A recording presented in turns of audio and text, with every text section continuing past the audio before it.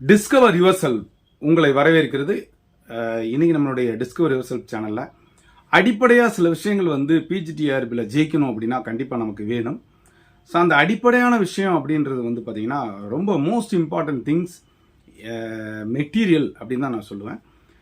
Choosing material is most important. நமக்கு என்ன மாதிரியான தரமான மெட்டீரியல் வேணும் அப்படின்றதுல நாம் வந்து ஒரு ஃபுல் வியூ கண்டிப்பாக கொடுத்தே ஆகணும். ஒரு 200% வந்து நீங்கள் அந்த மெட்டீரியலை டிபெண்ட் பண்ணி தான் இருக்கணும். ஒன்று, மெட்டீரியல்ஸ் நமக்கு வந்து எப்படி இருக்கும் வெளியில் வாங்கக்கூடிய மெட்டீரியல். ரெண்டாவது, நாம் புக்ஸ் வச்சு படிக்கலாமா. இந்த ரெண்டு விஷயத்தை நம்ம இன்றைக்கி அனலைஸ் பண்ணலாம். ஒன்று, மெட்டீரியல்ஸ் வந்து வாங்குகிறோம், ஒரு நல்ல ஒரு ரெப்யூட்டட் இன்ஸ்டியூட்டில் நீங்கள் வாங்குறீங்க அப்படின்னா அது சஃபிஷியண்ட்டாக இருக்குமா அப்படின்னா ஒரு மிகப்பெரிய கொஸ்டின் மார்க். இது என்னுடைய மெட்டீரியலையும் சேர்த்து தான் நான் சொல்கிறேன். இருக்கும், அது ஓரளவுக்கு போதுமானதாக இருக்கும். இருந்தாலும் அது நமக்கு வந்து ஒரு 100% வந்து இன்னும் நல்லா வரணும் அப்படின்றதுக்கு வந்து கண்டிப்பாக வந்து வராதுங்க. ஆனால் பாஸ் பண்ணுறதுக்கு அது போதுமானதாக இருக்கும். பாஸ் பண்ணது இந்த சென்ஸ் நமக்கு வந்து அந்த குறுகிய அந்த கட் ஆஃபுக்குள்ளே வர்ற அளவுக்கு இந்த மெட்டீரியல் வந்து நிச்சயமாக இருக்கும். அப்போது அந்த மெட்டீரியல் நல்ல மெட்டீரியலா, அந்த இன்ஸ்டிடியூஷனில் கொடுக்கக்கூடிய மெட்டீரியல் எல்லா போர்ஷனையும் ஓரளவுக்கு கவர் பண்ணுதா அப்படின்னு பார்க்கணும்.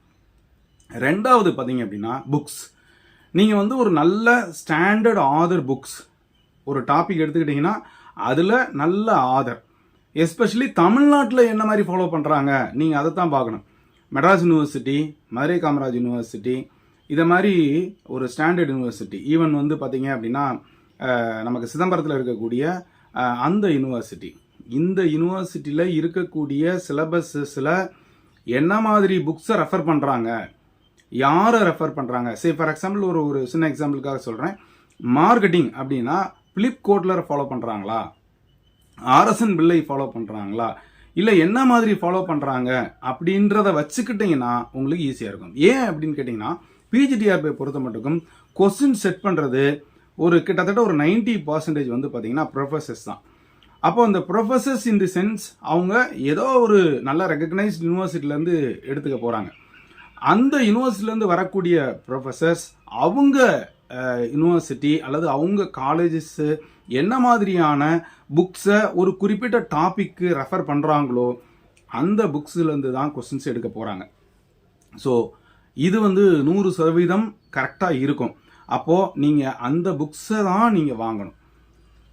எல்லாம் ஒன்று தானே சார், மேட்ரு எல்லாம் ஒன்று தானே, ஆதர்ஸ் எல்லாம் ஒன்று அப்படின்றத விட ஈஸி அப்ரோச் இருக்குங்க. அதனால் வந்து நீங்கள் அந்த மாதிரி எதை வந்து அவங்க ஃபாலோ பண்ணுறாங்க, இல்லை அவங்களுடைய மெட்டீரியல் எது மாதிரி இருக்கும் அப்படின்றதையும் நீங்கள் வந்து பார்க்கணும். இந்த நோட்ஸு மெட்டீரியல் இதிலெல்லாம் பார்த்தீங்க அப்படின்னு சொன்னால் சிலதை ஸ்கிப் பண்ணியிருப்பாங்க, ஈஸியான விஷயங்களை ஸ்கிப் பண்ணியிருப்பாங்க. புக்ஸில் வந்து எல்லாமே வந்து கவராக இருக்கும். அப்போது மெட்டீரியலில் நாங்கள் எப்படி தயாரிப்போம் அப்படின்னா ஸ்டாண்டர்ட் புக்ஸ்லேருந்து தான் தயாரிப்போம். ஸ்டாண்டர்ட் புக்ஸ்லேருந்து தான் வந்து நம்ம எக்ஸ்ட்ராக்ட் பண்ணுறோம், எடுக்கிறோம், அதை கொஞ்சம் மாடிஃபை பண்ணுறோம். ஸோ இந்த மாதிரி இருக்கும்.